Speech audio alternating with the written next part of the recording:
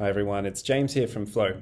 In this video, I'm going to take you on a crash course through the Flow platform and show you how you can take your code and deploy it into a scalable infrastructure really easily. So let's jump in and have a look. Now here, I've got a really simple Node.js app, but you can deploy any language that you like, including Java, Ruby, Go, Python, and lots more. And you can also bring a Docker file if you want as well. In Flow, all I have to do is connect my repo and Flow will do the rest. You can configure the region, which branch to deploy from, and more advanced settings as well, like variables to pass into the build. Then in about 2 minutes, your application will be up and running.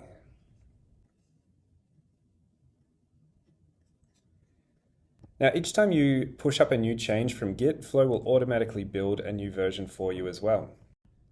You can also deploy a Postgres database, and Flow will inject the credentials into your application as environment variables.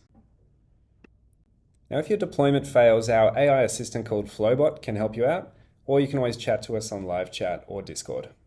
And if you upgrade to Pro, you'll get access to a whole lot more features, including the ability to deploy to a completely separate production environment. So thanks for watching. We'd love to hear your feedback, and we hope to see your application running on Flow soon.